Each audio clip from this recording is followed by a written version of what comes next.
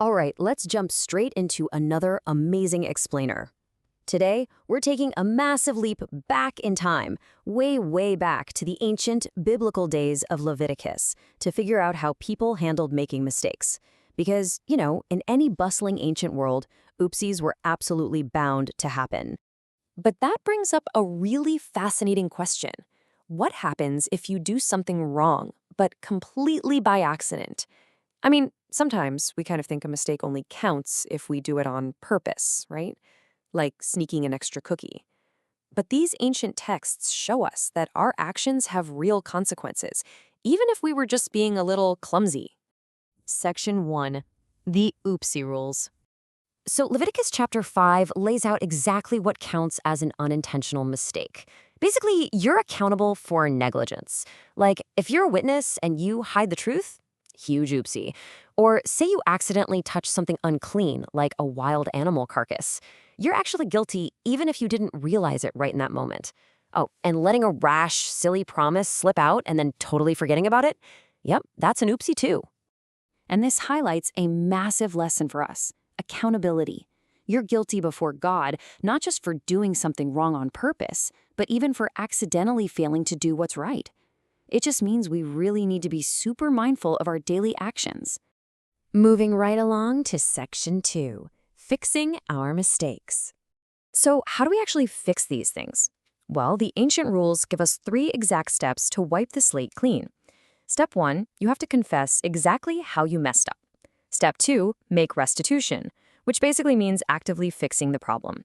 And Step 3, bring a guilt offering to the priest to make atonement.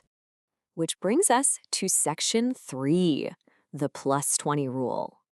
Okay, so what happens when your mistake involves something really valuable, like holy items or accidentally defrauding someone? Well, naturally, you have to pay back whatever you messed up. But here's the crazy part. You actually have to add a massive 20% penalty right on top of it. You restore exactly what was lost, plus an extra 1/5. This is all about the absolute necessity of restitution. It shows us that true repentance isn't just, a sad feeling. It's an action. If you cause a loss, even if it's a total accident, you confess, restore the exact value, and add that 20%. It literally teaches us to make things even better than they were before. And that leads us to Section 4, an offering for everyone. Normally, the law required a person to bring a flawless lamb, a goat, or a ram as a guilt offering to be forgiven. But let's be real, not everyone could afford a big, expensive animal. Recognizing that, a really special provision was made. Scaled-down offerings were introduced so absolutely no one was left out of being able to fix their mistakes. God created this beautiful, graded system of grace. If you couldn't afford a fluffy lamb, you could bring 2 doves or pigeons. And what if even 2 little birds were just too much? Well, if you were living in deep poverty, you could bring just 2 quarts of fine flour. No fancy oil, no frankincense, just the simple flour was enough to make things right. This perfectly illustrates God's gracious inclusivity.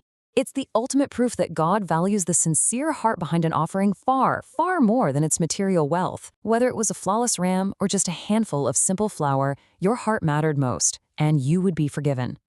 So, after exploring all these ancient rules, are you ready to step up?